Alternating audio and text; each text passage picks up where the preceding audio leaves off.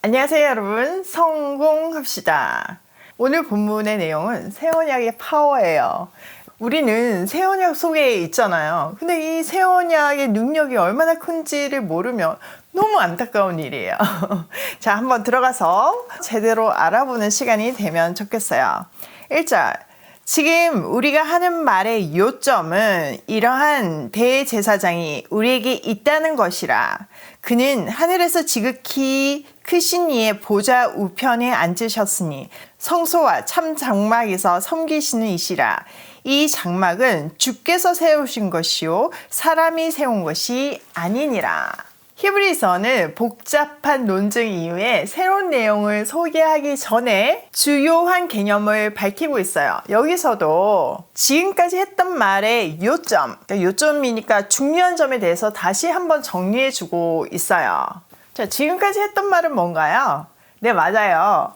레위 지파에서 난 제사장들은 종신직이었죠. 죽으면 끝나는 거였지만 예수님은 영존직, 영원히 살아계시기 때문에 영원한 대제사장이심을 여러 가지 다양한 표현을 통해서 설명했었어요. 너무 중요하니까 계속 반복해서 설명해줬죠.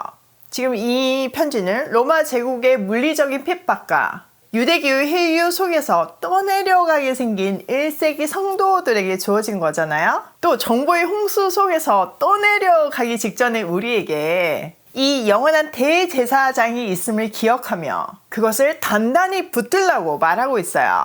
특히 당시 1세기 성도들은 제사장은 레위 지파에서만 되고 특히 대제사장은 아론 계열에서만 되는데 어떻게 유다 지파인 예수가 대제사장이 될 수 있나? 그거 억셉할 수 없다. 이런 입장이었잖아요. 그래서 계속 레위 지파 제사장들하고 지금 이 대제사장을 비교하고 있어요. 비교 대상이 아님에도 불구하고요. 또 여기서 그걸 다시 한번 강조하는 이유는요. 레위 지파 제사장들은 죽음으로써 그 직분이 끝나는데 반해서 예수님은 영원한 대제사장이 되셨다는 말은요. 예수님은 영원히 살아계시는 분이라는 뜻이기도 해요. 그러면 또 질문이 생기죠. 그러면 그분은 어디에 계신가요? 거기에 대한 답으로 바로 하늘에서 지엄하신 분의 보좌 우편에 앉아 계신대요. 이 의미는요, 우리가 그냥 맨날 보좌 우편 이렇게 들어서 알고 있어서 그냥 그런가 보다 하지만요, 의미가 너무너무 큰 거예요. 보좌 우편에 계신다는 말은요, 원래 하나님이셨던 예수님이 다시 그 자리로 올라가셨다는 의미이기도 하고요. 또 하나님의 구속 계획이 성취되었다는 의미이기도 해요. 그리고 이제는 심판주로서 앉아 계시잖아요. 세상 끝날에 심판하실 거잖아요. 그러면 그 세상 끝날이 오기 전까지 지금은 보좌 우편에서 무엇을 하고 계신가? 이것도 궁금해질 거예요. 자, 어저께 우리가 배웠죠. 예수님은 뭘 하고 계신가요? 네, 맞아요. 우리를 위해서 말할 수 없는 탄식으로 중보하고 계세요. 어제 본문의 근거에서 우리의 구원 계획은 하나님의 맹세에 의해서 시작되었고 예수님이 이 일의 보증이 되어 주셨어요. 또 그 구원의 완성을 위해서 십자가의 길을 걸어가는 우리를 위해서 중보하고 계시다는 거죠. 예수님은 연약한 인간의 몸을 직접 체험을 하신 분이시잖아요. 그렇기 때문에 우리의 배고픔, 우리의 조롱받을 때의 비참함, 핍박 이런 것들을 몸소 경험하셨기 때문에 우리를 너무 공감해 주세요. 그렇기 때문에 우리에게 적합한, 우리에게 딱인 분이시라고 히브리서 기자가 소개하고 있잖아요. 예수님이 이렇게 지금도 살아계셔서 보좌 우편에서 우리를 공감하시며 우리를 위해 뜨겁게 중보하시는 분이세요. 우리의 연약함을 너무나 잘 아시기 때문에요. 또 하나 우리가 염두에 둬야 하는 것은 보좌의 이미지는요, 아무 데서나 등장하지 않아요. 성경에서 보면 극심한 고통과 위기와 절망 속에 있는 하나님의 백성들에게 이 보좌의 장면을 보여주세요. 대표적인 사례가 사도 요한이죠.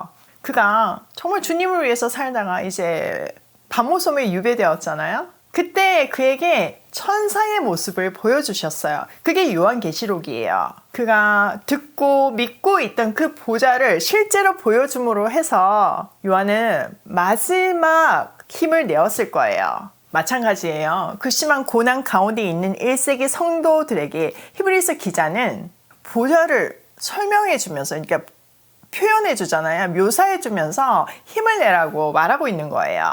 사실 이 보좌의 개념은요, 로마 황제의 보좌에서 나왔어요. 전 세계를 제패한 당시 로마 황제의 보좌는요, 세 가지 의미가 있었어요. 첫 번째 통치, 두 번째 심판, 세 번째 영광이에요. 모든 통치와 심판이 황제의 보좌에서 시작이 되고 모든 영광이 황제의 보좌로 돌아갔어요. 근데 그게 다가 아니라는 거죠. 하나님의 자녀에게는 영원한 보좌가 있다고 말하는 거예요. 지금 당장 그 황제의 보좌 때문에 그 보좌에서 심판을 받고 통치를 받는 것 같지만 그 위에 영원한 보좌가 있다는 거죠. 로마는 영원하지 않다고 말하고 있는 거예요. 진짜 그렇잖아요. 지금 로마는 예전의 로마가 아니잖아요. 영원한 것은, 영원한 왕권은 하늘에만 있다는 것을 다시 한번 말하고 있어요. 그래서 우리는요, 하늘 보좌를 바라보면서 그 보좌 우편에 앉아서 우리를 위해 중보하시는 그 대제사장의 시선을 고정시키고 힘을 내라는 말을 하고 있어요. 자, 3절. 대제사장마다 예물과 제사 드림을 위하여 세운 자니 그러므로 그도 무엇인가 드릴 것이 있어야 할지니라. 모든 제사장은요, 백성의 죄를 대속하는 예물과 제사를 드리는 역할을 맡았었어요. 그것을 통해서 하나님과 죄인인 사람이 좋은 관계 속에 화목하게 하는 역할을 했죠. 그러므로 예수님도 무엇인가 드릴 것이 있어야 되는데 그것은 바로 십자가를 통해서 드린 자신이었어요. 4절. 예수께서 만일 땅에 계셨더라면 제사장이 되지 아니하셨을 것이니 어느 율법을 따라 예물을 드리는 제사장이 있음이라. 이는 율법을 따라 예물을 드리는 제사장이 있음이라. 그들이 섬기는 것은 하늘에 있는 것의 모형과 그림자라. 모세가 장막을 지으려 할 때에 지시하심을 얻음과 같이 이르시되 삼가 모든 것을 산에서 내게 보이던 본을 따라 지으라 하셨느니라. 자, 제사장들은 오실 예수님의 그림자였고 성전은 하늘 성전의 모형이었어요. 모형과 그림자는 실제를 가늠하는 데 도움을 주죠. 그런데 실제가 오면 그것은 사라져야 되는 것들이었어요. 또한 그것들은요, 하나님의 지시에 따라서 사람에 의해서 만들어졌어요. 지금 2절에서도 하늘 성막은 주님께서 직접 세우신 것이고 땅의 성막은 사람에 의해서 지어진 거라고 말하고 있잖아요. 그러니까 실제는 아니었어요. 6절. 그러나 이제 그는 더 아름다운 직분을 얻으셨으니 그는 더 좋은 약속으로 세우신 더 좋은 언약의 중보자시라.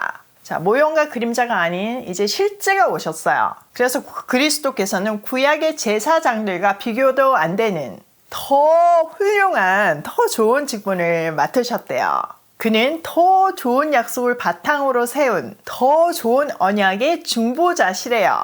하나님은 이스라엘 백성과 시내 산에서 그들은 하나님의 백성이 되고 하나님은 이스라엘 백성과 시내 산에서 말씀대로 살면 그들은 하나님의 백성이 되고 하나님은 그들의 하나님이 되실 거라고 약속하셨어요. 이제는 그리스도 안에서 새 언약이 세워졌죠.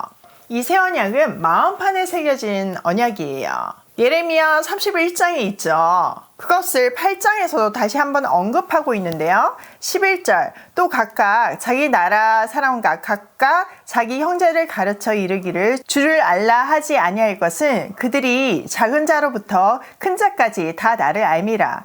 내가 그들의 불의를 긍휼히 여기고 그들의 죄를 다시 기억하지 아니하리라 하셨느니라. 새 언약이라 말씀하셨음에 첫 것은 낡아지게 하신 것이니 낡아지고 쇠하는 것은 없어져 가는 것이라. 자, 이것이 새 언약이에요. 그때에는요, 하나님의 백성이 하나님을 너무나 잘 알기 때문에 더 이상 가르침이 필요 없대요. 그러니 새 언약은 옛 언약하고는 비교가 안 되죠. 훨씬 초월적인 더 좋은 언약이죠. 또 예수님께서 속죄의 완성의 수단으로 자기를 제물로 드림으로 말미암아 새 언약에서 약속된 은혜가 우리에게 온다고 말하고 있어요.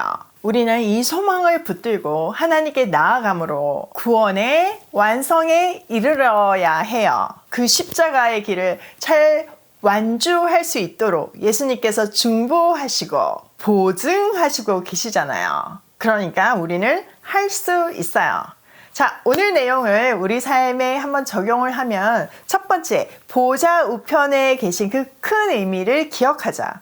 보좌 우편에 계신다는 것은 그분이 살아계신 분이시고 우리를 위해서 중보하시고 그 약속하신 구원의 완성의 날이 반드시 온다는 의미예요. 자, 두 번째, 우리의 구원은 하나님의 맹세와 그리스도의 보증 안에 있음을 기억하자. 저는 어저께 우리가 묵상한 본문이잖아요. 정말 그게 너무 큰 감동으로 오더라고요. 사실 어저께 그걸 설명하면서 너무너무 울컥해가지고 정말 많이 참았거든요. 근데 그 여파가 하루 종일, 그 은혜가 하루 종일 밀려오는데 너무 감격스러웠어요. 어떻게 우리의 구원이, 우리 아무것도 아닌 우리의 구원이 하나님의 맹세와 그리스도의 보증으로 약속되었을까요? 어떻게 하다가 그런 은혜의 자리에 우리가 있을까요?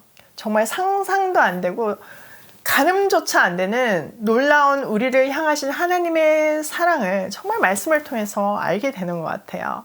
세 번째, 예수님은 새 언약의 중재자이시다. 예수님은 우리를 죽기까지 사랑함으로 그분은 하나님이시기 때문에 완전한 능력으로 또 사람의 몸으로 오셨기 때문에 우리를 완전하게 공감하심으로 우리의 구원을 위해서 우리가 수도 없이 넘어져도 우리의 구원을 위해서 중보하시고 계세요. 여러분, 그러니까 힘내셔야 돼요. 우리는 할 수 있어요. 주님이 계시니까요. 오늘도 보좌 우편에 계신 그 놀라운 사랑의 중보자를 기억하며 고싱해요.